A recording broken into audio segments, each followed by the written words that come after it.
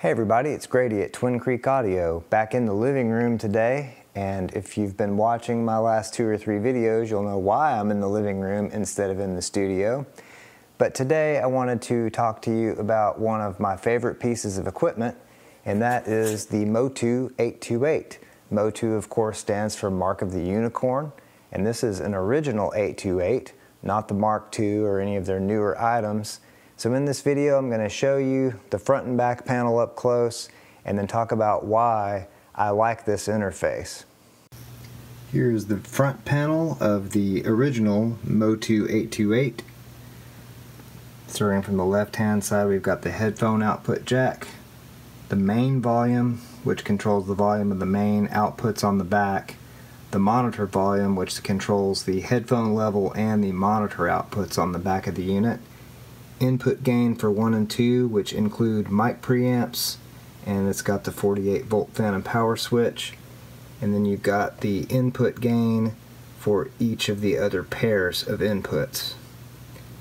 Your analog activity indicators, the SPDIF in and out indicator, optical in and out indicator, and then your clock settings and the power switch.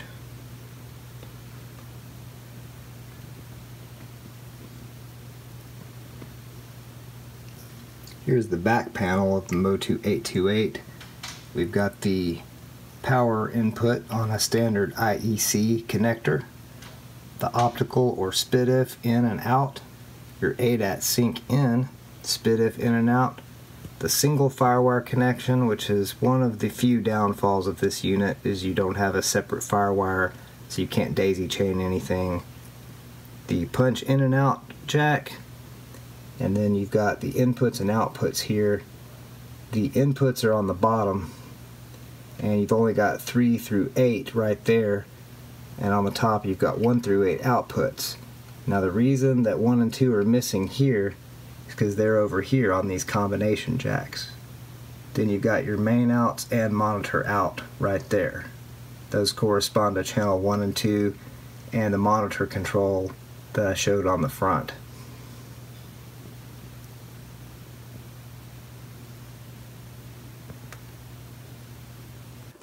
So why is this original MOTU 828 one of my favorite pieces of equipment?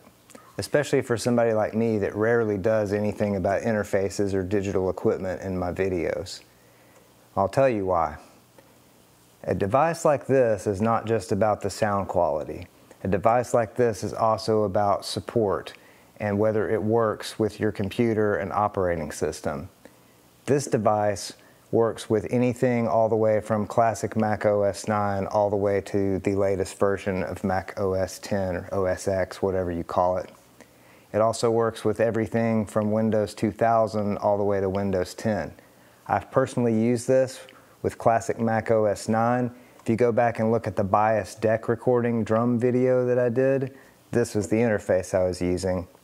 Also the Soundtracks Topaz demo video, I'll put links to those at the end of this one if you want to hear the actual converters in this device being used with the other mixer. So the reasons are that wide range of support for operating systems, ease of use, and the fact that this is at least 15 years old, maybe 17 years old. It still works.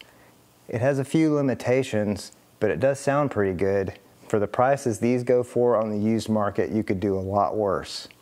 This device does have some limitations, namely the single firewire port, and the mic preamps only have about 40 dB of gain.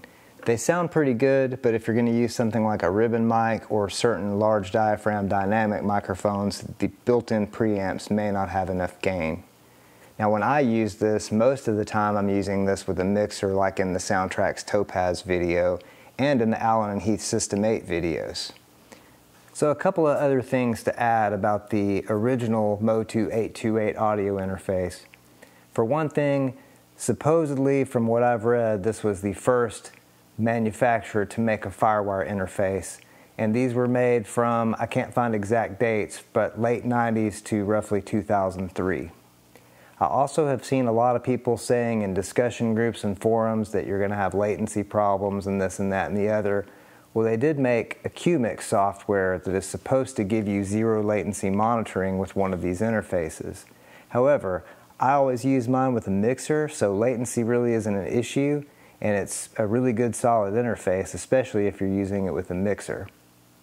As far as support goes, the drivers support everything from what I've read all the way up to macOS High Sierra.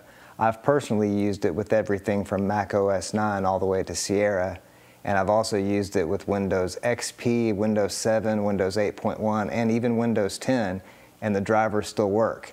This is unbelievable for an audio device manufacturer like this to provide support for that piece of equipment for that long. So thanks to the driver support and reliability, I would have to recommend MOTU products overall. I'm sure their newer products have improved conversion, improved features and all that. And obviously the company really is doing something right if they're going to support this older piece of equipment for this long of a lifespan. That is really cool, and it's absolutely unbelievable in some ways. So the converters sound good, it has a good feature set, and it's reliable, and has a wide range of support. So those are the reasons why I really like this box. For the prices these go for, it's a no-brainer. Plus it's got the optical in and out, so you can add 8 more channels to this to go to your computer. I've got some videos coming up where I'm going to combine this with one of the new Behringer 80A 8200 units, and then we'll see how well it does that too. So stay tuned for that, and I hope you enjoyed this video. I hope you have an excellent day, night, evening, weekend, weekday, hour, minute, second, nanosecond. Whatever it is you're having, have a good one. Don't forget to like and subscribe, and ring that notification bell. Click it once for periodic notifications when I upload videos. Twice, it'll notify you more often about new uploads on this channel. Thanks so much for watching.